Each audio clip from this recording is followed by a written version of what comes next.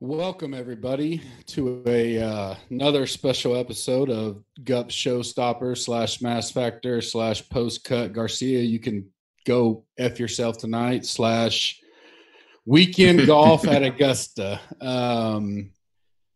Man, for a second there, I didn't know if we'd be able to talk about Showdown weekend and everything with the weather and the way it kind of looked. They may pull them off the course and not get to finish, which would have been a not very fun for people that like to play Showdown weekend and all that, because we'd have had to rely on DraftKings to be smart and move stuff back. And not that they wouldn't, but it would have been difficult. Even if they moved it back, you'd have had to gauge everything off of the cut line, especially with the 10 strokes and all that, just like we were sweating it. I was on Mayo's deal. Huge shout out to him. He had a nice little 9-man make the cut parlay that paid him $1,600. So that was fun sweating it with him.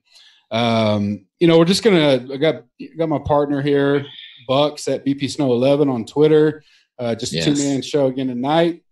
Bucks, before I get into the simplistics of the weekend, how are you doing today? And I know you did a lot of charity work on the golf course today and had a great day out there. Glad you got to play up there where it's probably 40, but how was your day? It was nice today, man. It was good. It was nice. We had we have a group of guys that about 5 years ago started out as a foursome, and they take every Friday of the Masters off, play a round of golf, drink, do whatever. And that has snowballed into having over 100 golfers play, take off the Masters Friday, play. It's called the Plastered Masters. And a local guy, great dude, John Hires, does a great job running it. And basically, since it kind of got legs and got so big, he decided that he would kind of do it as a charity event. And so they do, like today was 100-man. Normally, these events, you'd have like a scramble, but this is literally 4-man teams, all stroke play, and they pay out primarily indo prizes, so individual prizes. They do have like a team prize, like one best ball gross. There's no net involved. But everybody's there to have fun, raise money. So to last year's was raising money for the charity that I am a board member of, Hero Homes, building homes for veterans here in Loudoun County, Virginia. So yeah, we had over 100 golfers there playing today. Initial tally was almost $3,000 raised, plus a bunch of other little donations here and there. So it was an awesome day, man. Great. That's we're all about charity here. After visiting with my CPA today and getting my final bill, I'm gonna have to do even more charity in 2019 to try to reduce it. But yeah, I have not had a great 2 days. I've had probably as busy days in my real career as I've had in the last, and just pure, it was nothing planned. It's just been nonstop. And then anytime you go visit this, very good. So, we'll get right into the Masters. Recap of the first 2 days. I try to warn some people in the Slack chat and whatever. I saw people diving in on great outrights, and the numbers look great. I get it. The one thing you always have to remember when you're betting live is you got to look at what's in front of them. In most cases, you are getting pretty good plus EV value on 100 to 1 or 80 to 1, especially a low field like this, where you're only going to get plus or top 50 in ties at times. But you also got to remember everybody's inside 10 shots. So that helps normally to go low. But historically, even looking at the Masters, your leaders are, do well, top 10 do well. Guys will make runs, but even the big runs, I think people may think that those guys came from like way back, like in 40th. Yeah. And they really didn't. They were just inside the top 15 or 20 and made a run. So, and even now, you got a leaderboard of the OWGR rankings. It's just a who's who of everybody. I mean, Molinari, Day, Koepka, Scott, who's a course history guy here. Usti, we know he's the king of second place in the majors. DJ, Shoffley, Woods, Poulter. You just go Mickelson, DeChambeau, JT, Finau. So, I'm not going to tell someone that, if you think you're going to go down to a guy that's 8 back right now and make a run, that's smart per se. If you like a guy, you like a guy, bet it. I as a responsibility of me, that I got people that are going to follow what I do, I don't release a lot because there's also a bankroll management part in this that we're invested in. I do some personal stuff just because I'm, sitting down, relaxing and watching it. Sure, I will. I think personally, so the first question to get started off, what's the lowest under par or person you think can still make a run at this as it sits right now? Yeah, I mean, that's a great initial question. I would, and I know we're going to talk about this, I would say it largely depends on the weather come like Sunday. Tomorrow's weather looks great. Sunday's weather doesn't look bad. It's going to be windy and there could be some storms later on the day. If the weather was going to be bad Sunday afternoon, I would say you bring more players into the mix. But as it stands right now, I would say anybody at even or better has an outside. Anybody at even or 1 under has an outside chance. Anybody at 2 under, okay. And then the real chance that I see is anybody at like 3, 4, 5. I mean, it's not like you have a bunch of these guys that are just scrubs up here at 7 under. You have Koepka, Day, Molinari, Scott, and Usti, and then you have DJ right behind him. I mean, those guys aren't guys that typically fold on the weekends. And so normally if we get into an event like this and we're going into Saturday and we see some, I don't know, middle of the road players at the top of the leaderboard, I think that you have a large swath of guys that can catch them. In this particular case, I think it's going to be really, really hard for the guys that are even 1 under, 2 under to make a real run at the guys that are 5, 6, 7 under. So if I had to say the absolute lowest going into the weekend would be maybe 2 under. And of the guys that are 2 under, I mean, realistically, when you think of like legit players, you're looking at like Fleetwood, maybe Kisner, but does he really have the firepower at Augusta to kind of make up that kind of ground? Holmes has the propensity to just go bananas sometimes, so maybe, but realistically, maybe Fleetwood could give it a run, and that's about it from what I'm seeing. I just think you have such a good group at 5, 6, 7 that's where I expect the winner to come from. No, and I vastly agree with that, and I think this is a time that – so the guys I had, like you said, the 2 under range is in play. Fleetwood's there. The 1 under, I know as crazy as it sounds, a guy like Spieth who – yeah, absolutely. Did he find something today, and can he go 66, 65 on the weekend? He can. Can he go 75, 74 on the weekend? He can.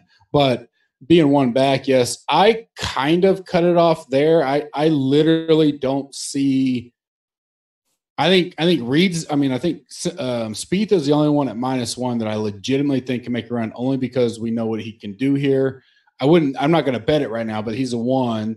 Nobody at even, and 2. The one guy. So now we start talking about value. There's 2 guys that I have eyed as value. You just listed 1, and I bet him. So I saved it for now, and I'll release it obviously. But he was my free giveaway of the night. And it just pure value. You just mentioned him right now. JB Holmes is 200 to 1, 200 to 1. And when you look at where he's at and who he's around, I'm like, yeah, can he win it?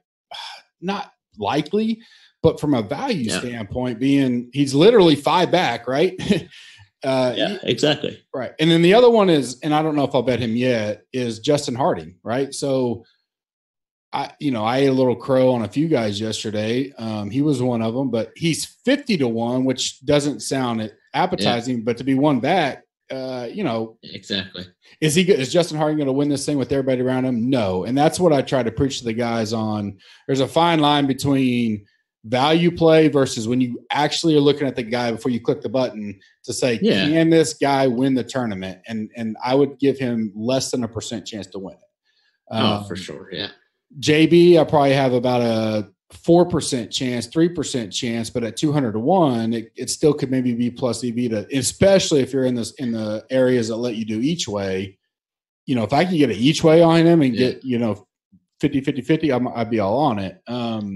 Realistically, the guy I legitimately think can win, like we talked about the evens, the 100s, 200s making a run to win and make a run. I think the lowest I would go from a betting standpoint, and I don't even know if honestly, I don't even know if this is a good bet because I don't know his value or his line right now is maybe Mickelson at 4, because you know that he can go low at any time. Maybe Rahm at 5, but other than that, like you have Woods up here, you have DJ up here, you have Brooks up here, Jason Day up here.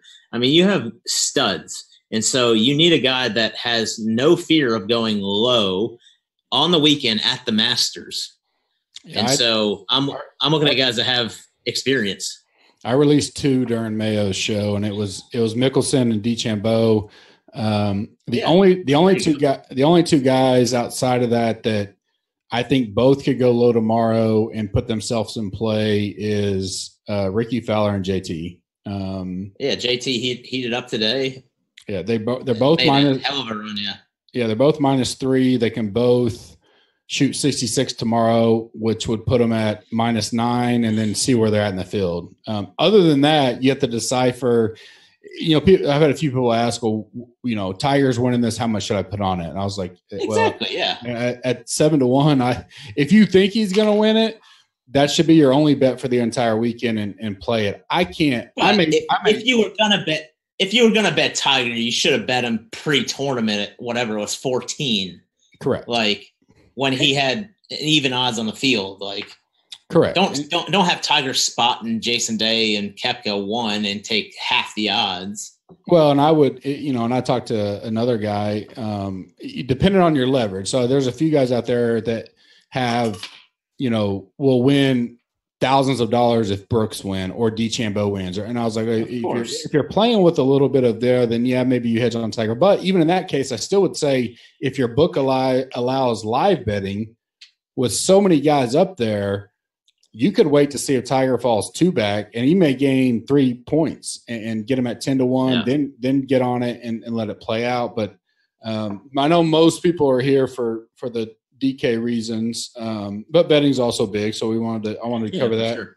I will release my updated round 3 and plays within an hour after this being out. I'm waiting on as of now, I don't think the 3 balls are up. Actually, they'll probably gotten 2 tomorrow, but matchups aren't up. Outrights are obviously always going live with the Masters. And then I'll release my showstoppers. Hopefully, we're probably going to go 15, 20 minutes here. So maybe within an hour after that, probably 30 minutes after that, I'm going to try to narrow down. I am going to go back and watch. I was with the CPA for several hours this afternoon, getting everything knocked out. So I'm going to go back and watch some of the guys that I missed live that I'm key on to see how they played, what's going on. I did terrible today, and I got called out a couple times on the Slack, which is fine. I don't mind that. I'm used to that by now. But 1-4 betting, couple of them were bad breaks. Showdown was maybe my worst showdown lineup I built this year for sure, and maybe ever.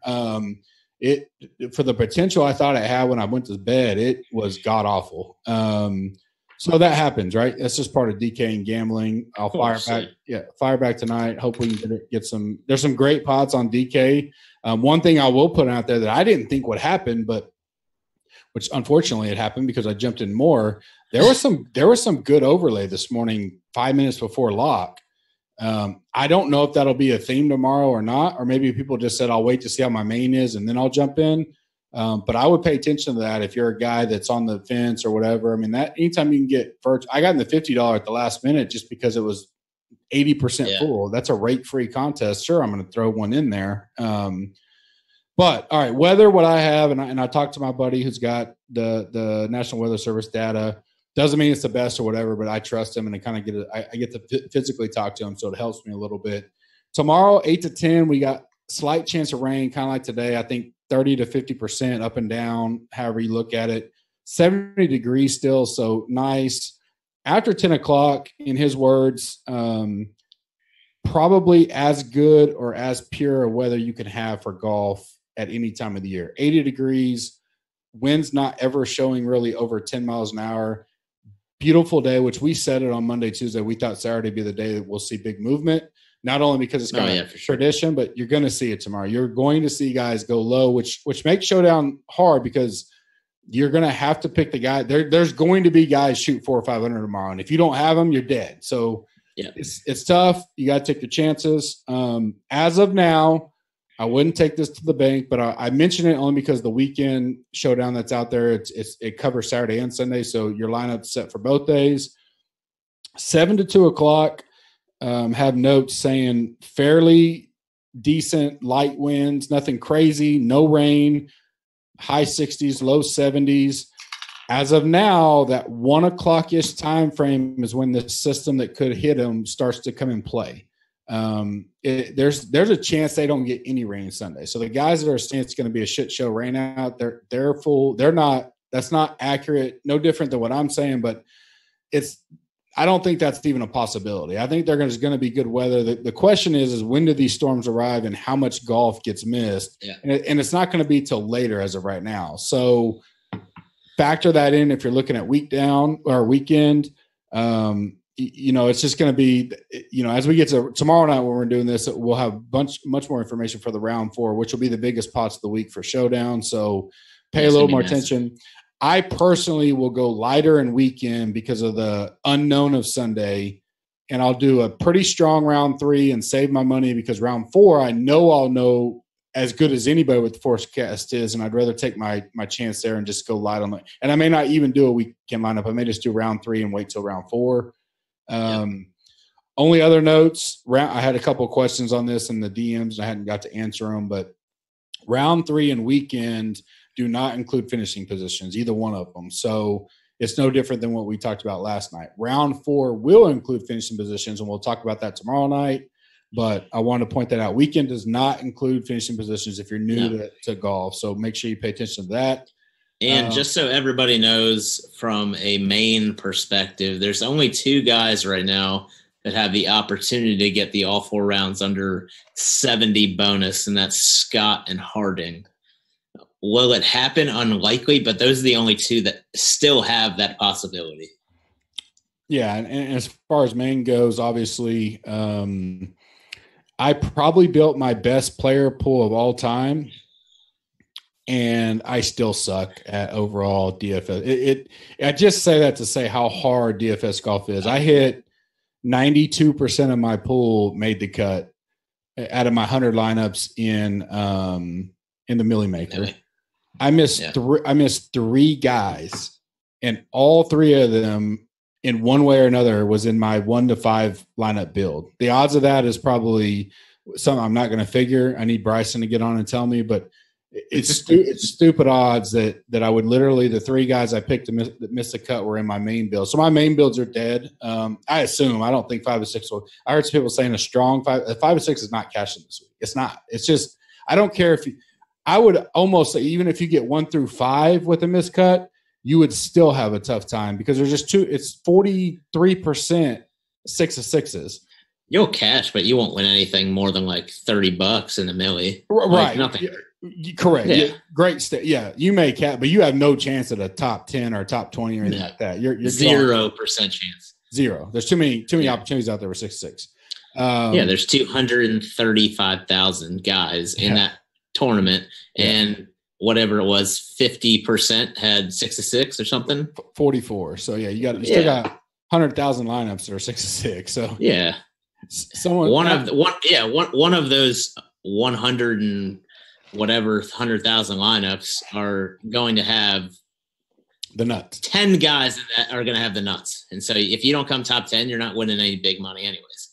Correct. Now, if you want to go, if you do have 6-6 and you're trying to figure out what I would do is look at the amount of whoever your biggest construction is and figure out what do you need to happen to have your best chance. Meaning, you could have 50 plus lineups 6-6 in the millie, but is the majority of it, guys that are +2, +3, and then you need those guys to make a run and kind of flip the board, which is obviously potential to happen. But it stung, and really, so I ran the numbers before we got on, and Garcia was the key. I mean, Sned's missed right at the end, which would have helped me, but if Garcia makes the cut, if he pars 18, I have like 80% 6 of 6s in the millie, and I have 3 of 5 of my main lineups are now 6 of 6 in live. So it's one stroke, right? He missed by one stroke. He shoots a 75 today, and it literally potentially cost me thousands. But that's DFS golf. The only reason why I bring it up is not to boohoo me. It's to tell you that's how hard you can be 92% accurate on your entire player pool, and you're praying for a big run now on the weekend in the Millie Maker to break even on the week. And that's where I'm sitting. It sucks, but it is what it is. That's how hard golf is, and especially DFS golf. For sure. So just early on, who are the guys you think could have the biggest – and let's focus on round 3 for now, just round 3 only. Who can make the biggest, call it bounce back, go low? So I'm not talking eliminate the guys in the top 8 to 10.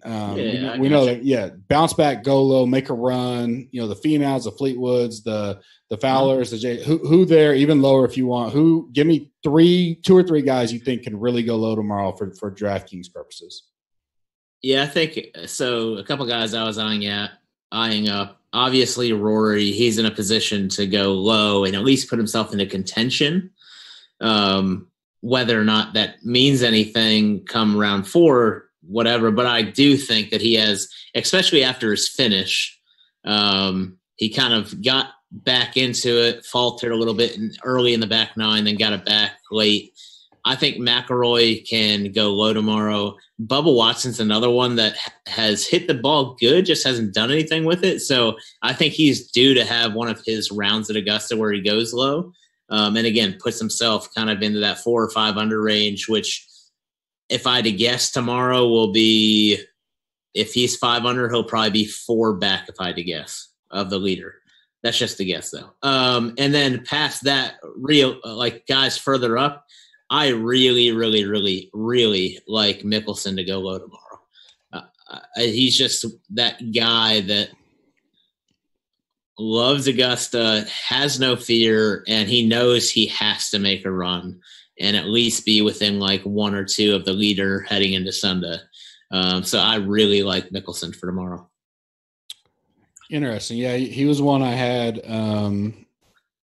with very little stroke gain data. Obviously, we have a couple things we can access that help, but he was one kind of that bounce back, went +1, kind of scrapped through it. Yeah.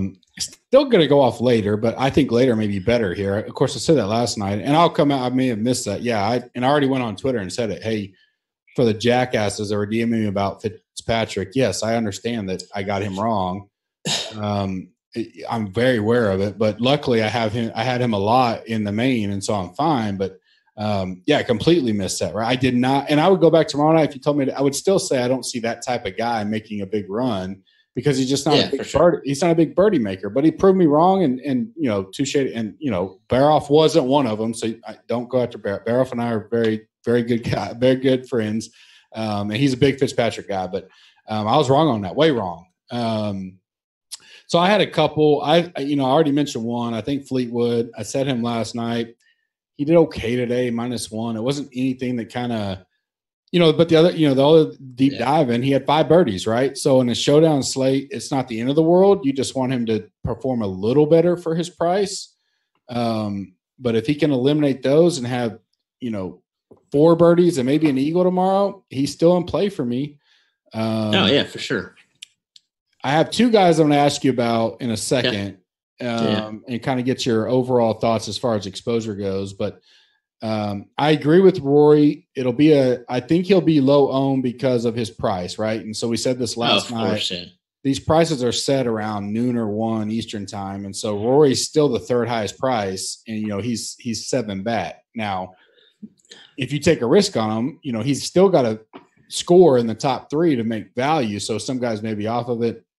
Yeah, but you're not factoring in finishing position for these for this showdown. So if you look at a guy, even though he's high priced, I don't think there's anybody in a better spot with that talent, with more of a need to go low than Rory.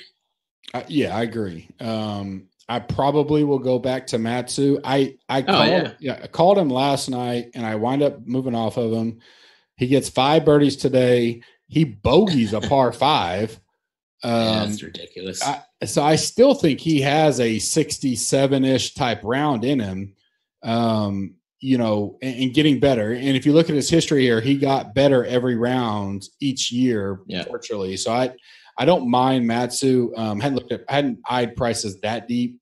Probably the lowest I'd go to make a big run would be Stinson, but I've watched some of them. I'll watch them tonight. I don't know. He just doesn't seem on fire like he has been.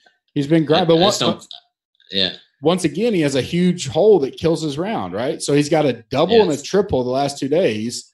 And if he doesn't do that, he's 3 under right now and in the hunt. So the birdies are there. He's not avoiding the big holes. So that may be the lowest I go. So the next kind of topic, I'm going to give you 2 guys, and where do you think they come in ownership wise? Tiger Woods and Jordan Spieth. They're going to be the biggest talked about or biggest looked at for different reasons, but similar. Is Tiger the number 1 owned guy tomorrow? What's his price? I think he's his price decent? Yeah. I mean, for the name, especially in the lower dollar events, you see Tiger 1 back and you automatically think he's going to charge.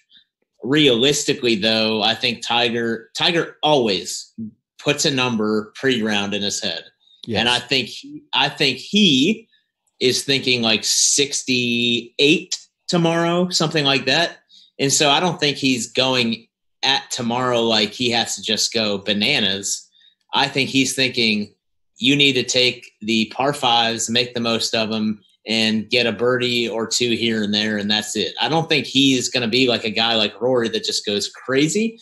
But again, it's Tiger, so probably like 15% maybe, if I had to guess. So great point. And I said this to Rachel, which Rachel just listens to me because I was crying about Garcia, and she's just being a sweetheart. But and she's got Tito's ready from when I get done here. But I wish he would have been like 5 back, because that mentality for him would have been like, I have to shoot a number to put me in contention Sunday. Now he's 1 back, and he's the smartest fucking golfer that's ever played. He's going to go, I'll let the others chessmate. The other guys are going to be playing checkers while he's playing chess, right?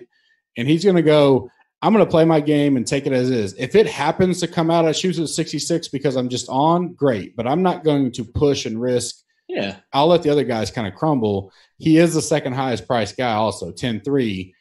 Yeah. And so as much as I want Tiger, and I have a personal bet on him, because I just do that, FOMO type deal at the majors.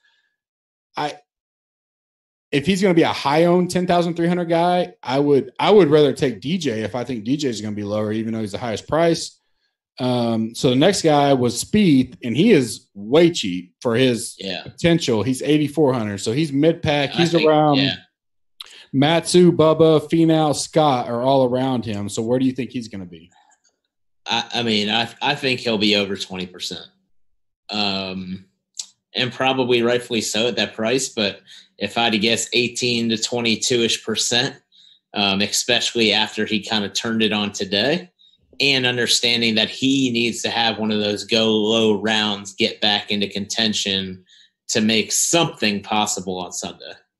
Yeah, and I have 5. What do you think? What do you think? I have 5 guys. I'm not going to list them all because I give away a little bit of edge, but I have 5 guys that I'm going to watch every single one of their shots tonight on the best golf app that's ever come out in the last 2 days. It's the best golf app ever in the history of history. Nothing will be better. No, right. And they'll continue to improve. And Mayo and I talked about it a little bit, and people think, well, PGA's got to have this. And I said, hold on now.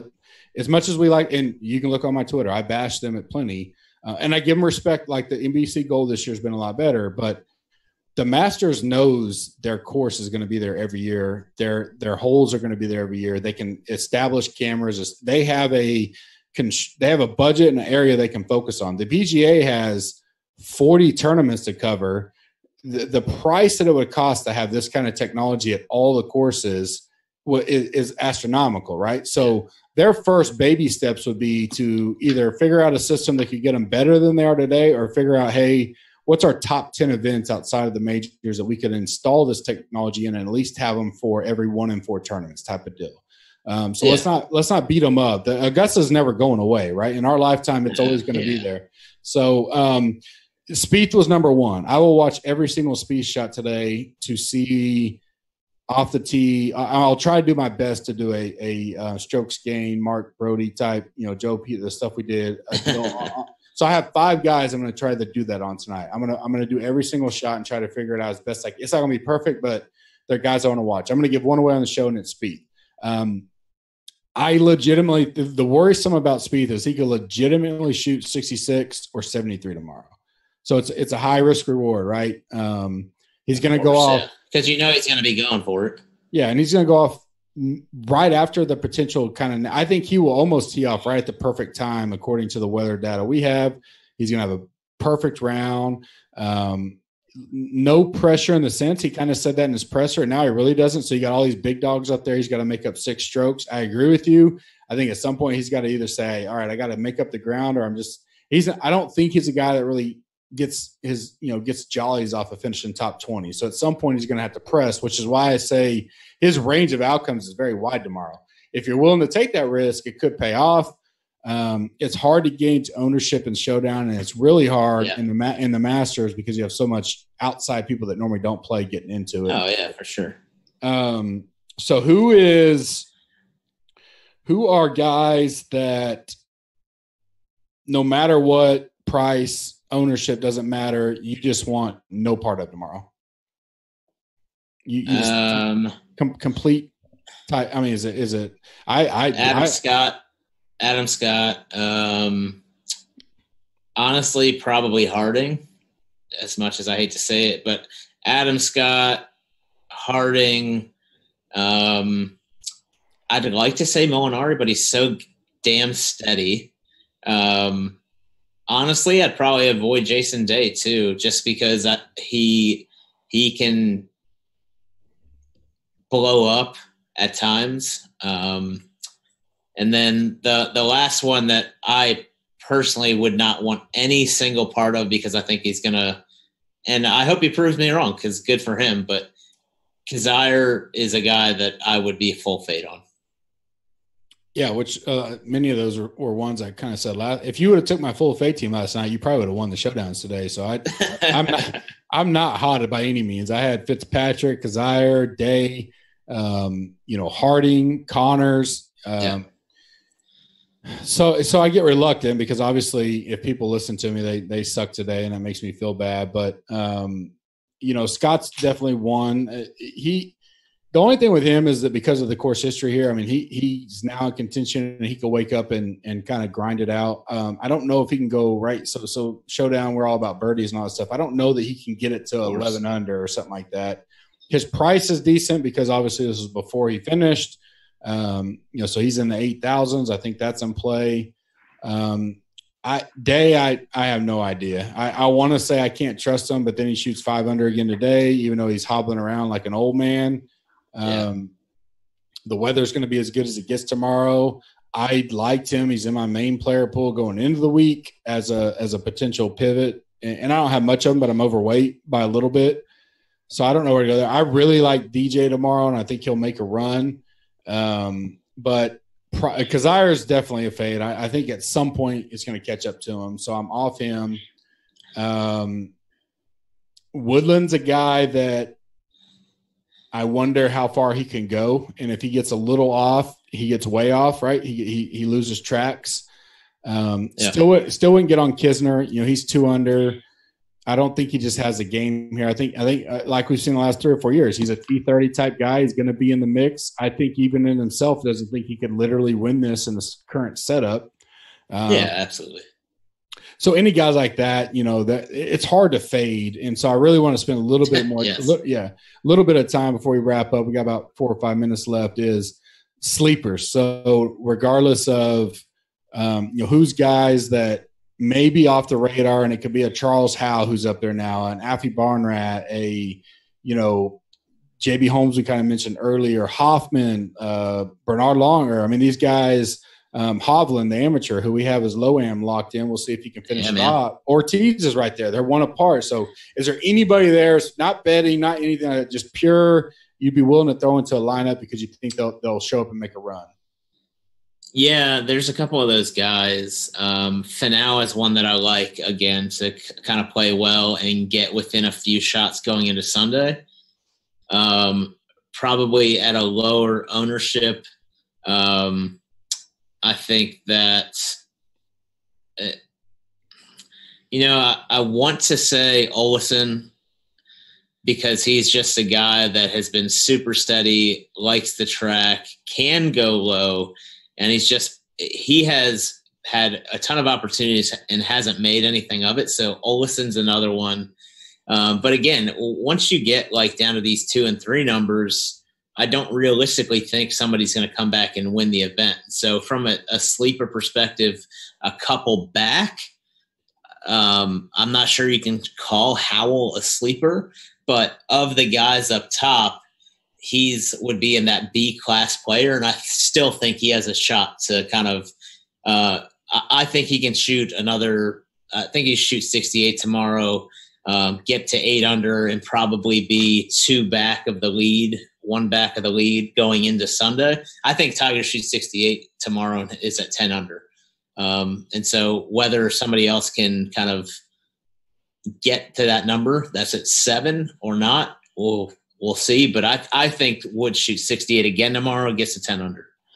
Yeah, I definitely which at that number, I think he's almost a play, right? I don't think there's many guys going to go lower than 68 as far as the whole field. But the 10-3 price, it makes it hard for Tiger.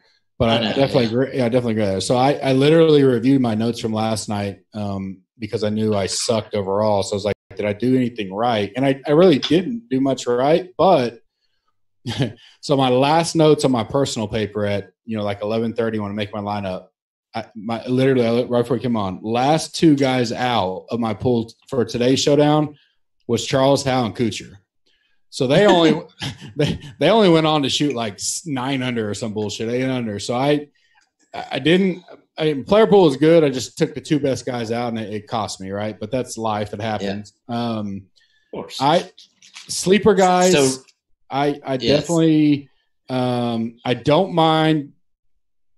Now that Fitzpatrick's through the cut, we'll go out early still. I think he's in a different situation than where he was last night. Last night, he didn't even look like he had a chance at the cut, but now he kind of gets to breathe a little bit. I think he can definitely – he had the game here. Obviously, I played him on my main, so I liked him. He's a sleeper I could get on. I'm still on Victor, the amateur. I think what did I say on the Mayo show? 2, 3, 4, 5, 6, 7 birdies and an eagle through 2 rounds, which isn't – I mean, that's probably average or whatever for the field, but at 6,100 – it lets you kind of build that contrarian type lineup. Are you kidding me? Yeah, and it's 1 round of golf, so you're throwing a dart, right? No matter how great anybody says they are, and especially this week because we don't have any strokes gain data, it's all about what you see and feel, and you just got to take the 6 you think that can make it and make a run, and some weeks it's not going to pan out. What do you think about – and a guy I don't think either of us mentioned, but the last guy kind of has circled – to just pencil whatever, and it more has to do with history is Bubba. Yeah, I think, like I mentioned a little bit earlier, I think Bubba goes low tomorrow. Here's my theory. Bubba knows that he has to play well tomorrow. He has to go low tomorrow. He's put himself in good position so far in this event, just hasn't done anything with it. I think that if he can get off to a good start, maybe go 2 under through 3 because they'll have that pin accessible tomorrow on number 3. I think if he can get off to a good start tomorrow, he can go low for sure.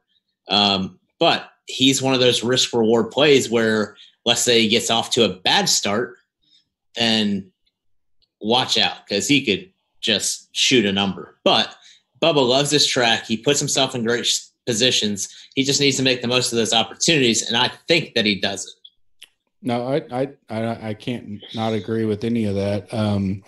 So before we kind of wrap up and give final picks and some stuff, I don't know if they're out yet, but I know you're the king of this. If they're not out yet, make sure you're following Bucks at BP Snow 11. I'll retweet it. But do you know what the pin placements are yet? If not, do you think they're going to set it up easy or tough?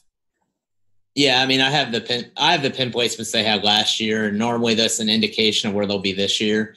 They haven't released it yet, or at least they haven't sent before the show.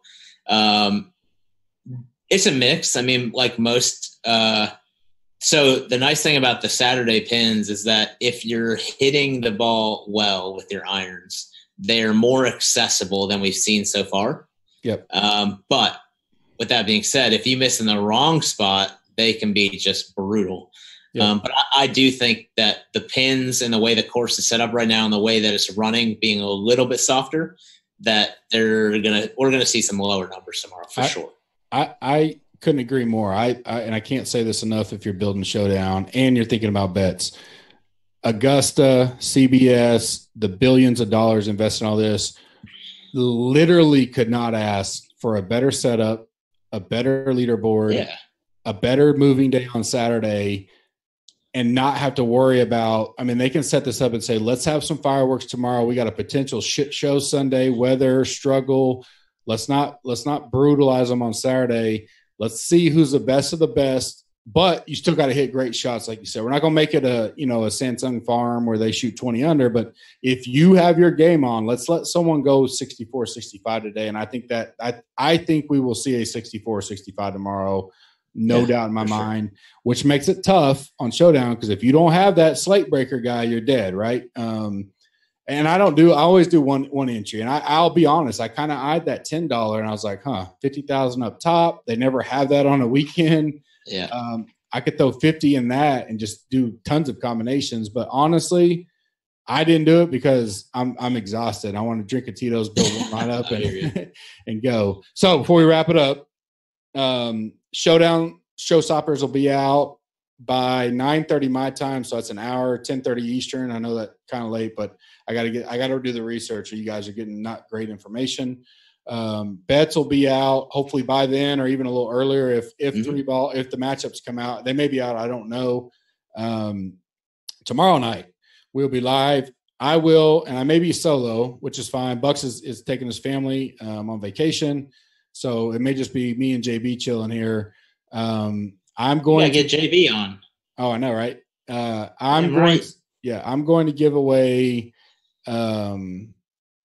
Master Limited Edition T-shirts. We're going to give away. I may give away an extra entry into the Blue Jack National. Ooh, boy! And if my Showdown goes well, and I'm in a good mood, I may do that. But and then we are going to give away for sure. They haven't put it out, but we'll give away one of the higher single entry tickets to DraftKings for Sunday. So either $100 single, $150. I'll look at what they have and we'll do that. So be sure, and I'll do it live on here. So you have to be on here. I'll do a tweet to entries. Yeah. Before we wrap it, though, I need to ask you because we talked about this in like every single pod. Now that we have 2 days worth, we know the leaders are at 7. What do you think wins and who do you think wins it? I'll ask you again tomorrow night too, if I'm on. Yeah, or you can text me and we'll get it going. The uncertainty of Sunday makes it fun. I'm not going to go off of, I think, 12 or 13 under wins. 12 was my prediction. I still think that's probably the number. I mean, my heart and everything, I got the hat on. It's hard to go against Tiger, but I think the guy that has the biggest potential, who hasn't really, he's just played average and he still won back, is Dustin Johnson. I think if he shows up and plays, I think Dustin can shoot 65 to him. I think he's the guy in my head that can go low tomorrow. I think he could shoot 6 under and be 12 under heading in. I think if you told me to give a top 3, I think the top 3 that can win it right now, that I think games all the way around still can do this, is DJ, Tiger, and Rahm. I still think Rahm can win this. The guys up top, no disrespect to Brooks, Day, Molinari. Yeah. I think any of those 3 start chart. And the reason why I say that is because Rahm hasn't – I mean, none of these guys have played the par 5s great. They've had mistakes. They haven't putted great, and they're all still right there. Yeah. I think Brooks has played pretty damn good beside a few holes today, and he's leading. All due respect to him, but if you put a gun to me, those are the three I think could be in contention. I love Tiger. I can't go against him, but if you ask me talent-wise and who can perform the highest level, highest ceiling, it'd be DJ. Gotcha. I would go Tiger at 12 under. I think 12 under is the right number right now. I do too. Unless something crazy goes on Sunday. Yeah. Like 12 under is it. So, right. JB, do we have one or two or three questions? I think I have the chat up, but I can't. I'm still trying to learn how to do that live. Let me look. He can talk to me in my ear if he's got any good questions that came out. If not, we'll hit it on the Slack chat for all the guys that are in it. Slack is itching. Yeah, I'm sure. I'll be on there later. It may be a Tito time, Gut, but I'm going to take a couple hours for myself to relax. Would you rather throwing darts? Would you have one guy or one round? Yeah, we mentioned that. You know, it is a dart. You take your best chance. Chalk for round 3, that's hard to do. I would lean Tiger's going to probably be chalky just because it's Tiger. I think Spieth will be chalky because of price. Some of those guys, a public guy will go who's at the top of the board and take them. So Brooks could be up there, Molinari, especially if you're in the 8-10 kind of range prices. Keegan has not struck it well, and he shot 400 today. Yeah, I don't mind Keegan. I'm sure he's low price. He's on my short list to take a look at. They're going to make it Hao Tong and Showdown. No, I'm glad he made the cut for Mayo's sake, but I wouldn't take him in Showdown. Yeah, that's pretty much it. JT, yes, I think if JT starts making putts, he can definitely go low for whoever asks that. So we're just short of the number, but if you count the quote tweets, because I have that access. And JB, let's get a tweet out if you can write this down. The winner of the 2-year membership, we're well over 400 if you count the quote tweets. Sorry. Let me get his actual Twitter handle up. Is James Wood. Oh, cool. At Jimbo265. Yeah, man. So he picked the cut line 11 hours ago to be +3 in our little contest. And we had like 10,000 impressions on there. We only had like 350 retweets because people don't understand retweet versus quote tweet, but whatever. We'll get into that later. If he's already a member, I don't know if he is, we'll add 2 years on to you, but reach out to myself or JB. We'll get you taken care of. Yes. Oh, okay. Perfect. So if he's in there, Woods wins. I don't know. Well, in the chat. Good job, brother. Awesome. So if you are a member, we'll extend you. If we're not, we'll get you hooked up tonight so you can get the information. Awesome. I'll be back tomorrow. Bucks will be gone. I'll have him send me some text as he's watching and giving me information. Yeah. I may be solo. I may get a guest. We don't know, but at least I'll be here probably same time unless there's weather that delays it. JB won't come on. I'll try it. Get Mama JB on. She'll do it. Don't forget the giveaways for tomorrow nights will be awesome. I'm going to put a tweet out either tonight or in the morning with something you have to do on it, retweet. Plus, if anybody that does that, then you'll have to come on the chat just like we did tonight to list the winners for the GK contest and Master Shirts. Please help out. We had all kinds of posts today on the Master Shirts. They're amazing.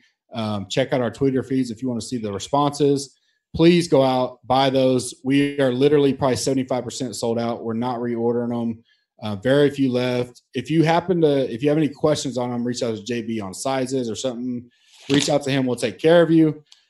And then lastly is this weekend's the last day to sign up for our locked in life price, $6.99 a month, $69 a year, $129 2 year.